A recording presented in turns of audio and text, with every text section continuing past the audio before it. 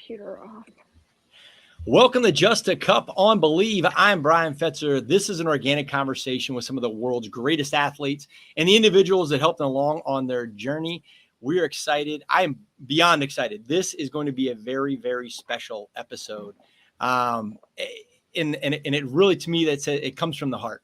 So I have Malindi Elmore on, who is a two-time Olympian, one in 2004, and then one in 2020. And we'll get into a big explanation of that, and just qualified for her third Olympics here in 2024. And it is so exciting, Melinda, to get you on and talk. Your story is encouraging, it's motivating, and it's just amazing. That's probably the best way to put it. So welcome. And hopefully life in British Columbia is going well right now. Hi, yes, it is. The days are flying by, that's for sure. It's countdown's on, about 8 weeks to go till I leave, and the race is kind of around the corner now.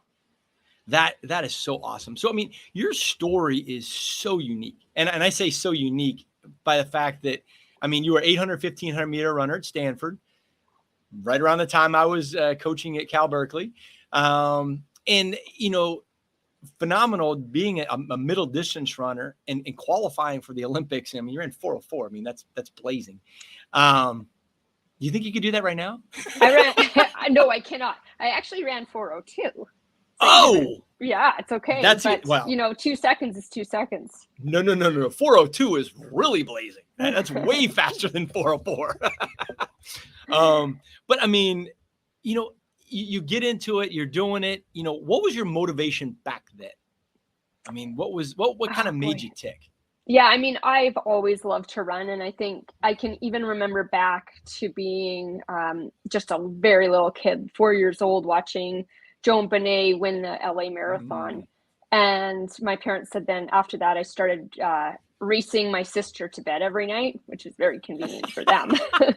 That's awesome. That's a good trick. And she was 2 and I was 4. So, that was an easy win.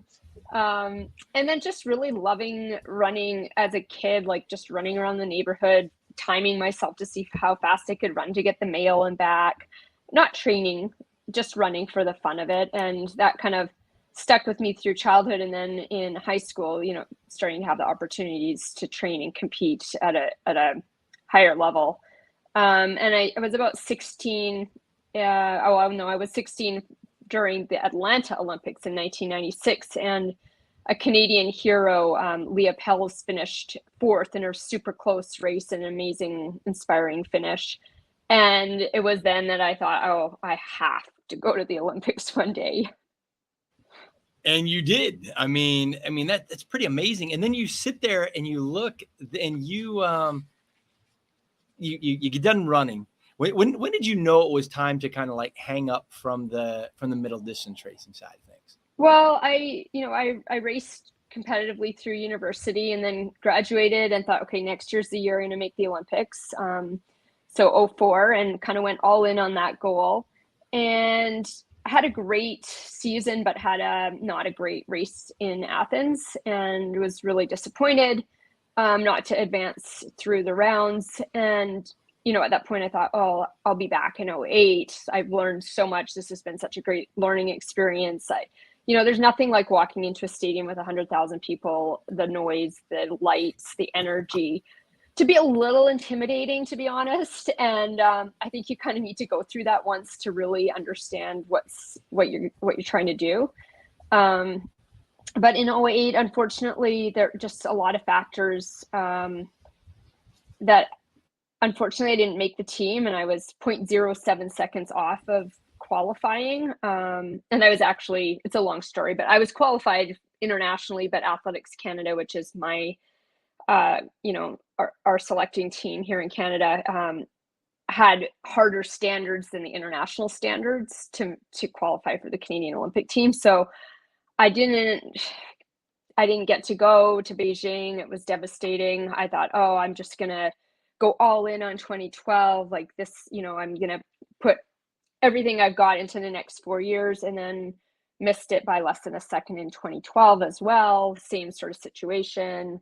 Won the Olympic trials, couldn't go to the Olympics. And I just thought, oh, I'm tired of the disappointment and the heartbreak and working so hard and feeling like I'm not achieving what I want to achieve. And so I was pretty ready to move on in 2012, and I wanted to have kids, and I wanted to, do other things like start a career, that sort of thing. So I was pretty happy in 2012 to hang up the spikes, and I honestly would have had absolutely no idea that I'd be back here, 7 and whatever, 11 years later, running at this level again. Well, that's the amazing part. I mean, I got to give it a shout out, Charlie and Oliver, 2 sons. I mean, that kind of leads into the kind of the next thing. You have a kid, become a mom. I mean, obviously that is a 100% full-time job without question. But then you get back into triathlon first, correct? Mm-hmm, yeah. After I had Charlie in 2014, I just love to train, and I love to be active, and I love to compete and see what I can do. And so there was a steep learning curve in triathlon because I didn't have a background in swimming, and learning how to ride a bike really hard is also something you have to learn how to do, and it takes some time. And then of course you run at the end. So you'd think that would be easy, but after you've biked and swam as hard as you can, running kind of sucks. But I tried my best. Well, I mean, of all the athletic endeavors, triathlon is not the one you just kind of go pick up because, I mean, it is incredibly grueling. But, having, being an Olympian, being an elite athlete, I think it's one thing you can kind of shift into. But I mean, triathlon, I mean, did you swim as a youth? Were you a cyclist as a youth? You just like, hey, I'm going to learn how to do it and, get on the podium a bunch of times?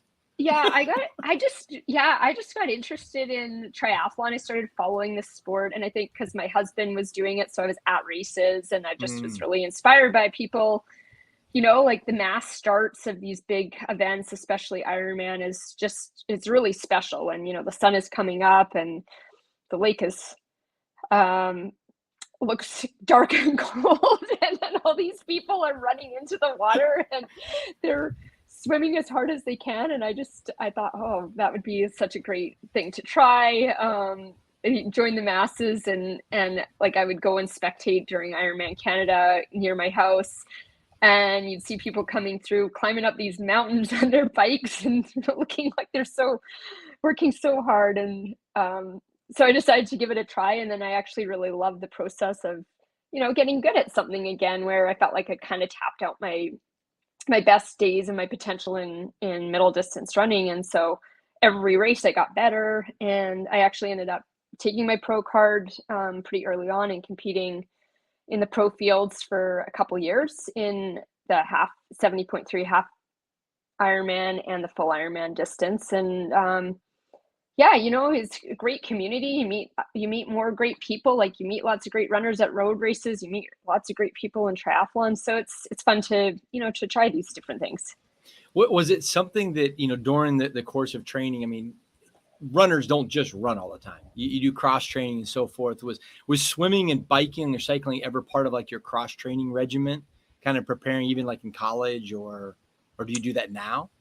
Well, in college, I was actually injured a lot, so I did have to cross train, but I usually pool ran. And it's funny because I've never really liked cross training, and then I ended up doing triathlon, and I thought I should have been cross training, and it should have been cross training in real sports, not pool running. Right. Well, pool running, if you've never done pool running, you need to try it. Just as a regular person, go in there and just try to run in the water for any period of time, and you're going to get tired very quickly. And You're going to see some serious fatigue. I know any athlete that I've ever like put in the pool, they're like, really? I'm ready to get back out. Like, I'm ready to start getting on the land now, because this is just, not real comfortable, to say the least. No, I mean, at least luckily, when I did my pool running, I was going to school in California, so it was an outdoor pool, nice and sunny. Yeah. Coach would bring some bagels for post pool run. I love it. Chat with the friends. But yeah, I didn't really like cross training. But then as soon as I became a triathlete, my mindset shifted, and it was no longer felt like I was cross training. I was just training. So then it had purpose to biking and swimming. Now, when growing up, I mean, I've read, articles. I mean, you were a multi-sport athlete. You weren't just like a straight runner from the get-go. Do you think that helped you as an athlete, even now? I mean, did that kind of multiple sport, doing a lot of different things, did that help out at all, in your opinion? Yeah, absolutely. And I think it's how we approach sport in Canada. It's more of a multi-sport through high school kind of approach, and it always surprises me how early athletes in the US will specialize and drop other sports, but it's really common here to play several sports right through high school. And so as a consequence, we often are maybe not as highly prepared for university. Like when I went to university, I was shocked by how many miles everyone was already running and the level that people were training at. And then I think that's partly why we see so many phenoms coming out of the high school years in the States versus in Canada. I think it's a later development here. And for me, that worked, like a longer term approach, because here I am at 44 and I'm still doing it. And I think, right. I think if I had been too intense too early on, then I may have continued on post collegiately, but I don't know that I'd be still doing it a million years later. Do you think you see it all the time. You see these, young ladies that come on the scene and run incredible times early.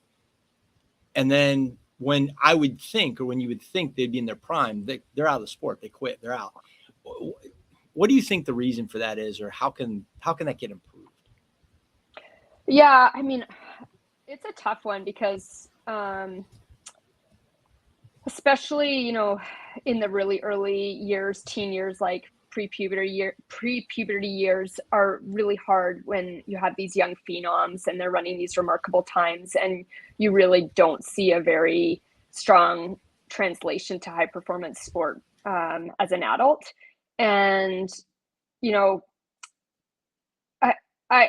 I personally think that running is something that should be a later entry sport and should be something that we, aim to be at our best in our mid and late 20s and not in our teens, for just longevity and health. And I've seen so many examples of burnout physically, emotionally, mentally from being so intense at an early age that, if you look at who's going to be the best athlete in the long run, I think it's saving your best years for later in your career. I would 100% agree. Are there things that you do as now in the marathon part of life? Are there training modalities or special things you do other than just flat out running? I train in the gym a lot more than I did when I was younger, which I think keeps me healthy. And I was pretty injury prone in high school and university, but I didn't really know what I was doing in the gym. I'd go to the gym and I'd do some random exercises, and then I'd leave and I'd think, oh, good, I did my strength training. Right. And I look back and like, I don't know why I thought doing bench press was really doing a whole lot for my running. Well, you went to school in the United States, and everybody thinks that that's like the workout of, I don't know. It's to me, it's almost nonsense, but yeah. That's a whole nother. That would be a much longer conversation to talk about strength training. But I mean, how do you keep yourself healthy now? I mean, you talked about, had some injuries and kind of were injury prone a little bit. What do you do now that you think's making the difference, or that makes a difference? Well, the strength training definitely makes a difference. And then I'm much more diligent about good quality sleep, not shortchanging my sleep, eating good, healthy, abundant food, managing stress, that sort of thing, which is hard when you're a university student and you're not getting maybe enough sleep and you're eating dining hall food and you've got a lot on your plate, and it's hard to stay disciplined and go to bed at 9 when there's fun things going on, that sort of thing. And I can completely understand that, because I mean, I coached at Harvard, I coached at Cal, coached at Virginia, and I don't think I really realized that when I was at Cal, I was terrible at it, because I expected them to do things, and you're like, you're a big time, academic student as well. And I think a lot of times coaches don't put into play at the collegiate level, don't put into play the extra stuff It's just, well, this is my workout. This is what you got to do on track. And they forget the other 21, 22 hours of the day. Yeah. And kids get hurt. Yeah. You got to be flexible. Yeah. I mean, the schedule might say this, but it might end up being this, it's periodizing different. around like an exam schedule, for example, is really important at the college level.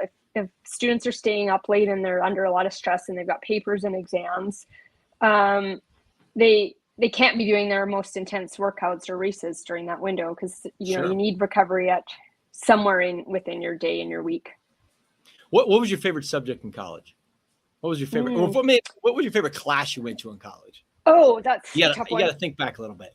Yeah, I mean, I did international relations, but I'd say the most impactful class I took was international women's health, and just how important it is really globally for women to be educated and to have access to, making decisions for themselves and their bodies, and being educated on how to do that. And I think like one of the keys to, addressing poverty and that sort of thing is through more education of girls and women. I mean, you do coaching now yourself, correct? A little bit? Yes. Yeah. I coach men and women at the collegiate level in Canada. Very different system than the NCAA. Sure. I have, my students are definitely students first and athletes second. And, they're pretty, not to say that we were not committed academically. I don't mean that at all, but the balance was oftentimes was strongly in favor of the athletics, as we kind of discussed about exams and that sort of thing. Oh, absolutely. Absolutely. I mean, is there words of wisdom that you kind of think back? I mean, I know there's things that I did as an athlete that I'm like, there's no way I want my athletes to do, or even things I learned from, my first year of coaching as opposed to my 20th year of coaching. Is there some wisdom that you kind of try to instill in some of the men and women that you get the chance to coach? Well, I think trusting your body is really important, and it's really hard as a young athlete, and you've got, you want to make your coaches happy, and you feel, or not happy, but like you want to please your coaches, and you want to perform at a high level. You want to, keep your scholarship, etc. And so it's easy to sometimes ignore the signs that your body's giving you when you're overtraining and under recovering. So I got sick a lot. Bronchitis, flu, like just seemed like there was one thing or another, and I got injured a lot. So obviously looking back, I was not getting the recovery or I was training too hard for where I was at in my development. So I definitely try to get athletes I coach now to trust their bodies. And then if they tell me something is bothering them, then it's like, yeah, absolutely. Go cross train, take a day off. Let's take an easy week, whatever. Realizing that the most important thing is consistency over time. And if you can't be consistent, then you're not going to get to where you want to go. We're going to take a quick break, and we're going to come back, and we got to talk Saucony, because I'm excited to hear kind of a little bit more about that's who was one of your sponsors. Which in the world of athletics, shoe companies really kind of make things happen per se. And I know we'll get a chance to talk a little Saucony, because I want to hear your take about that.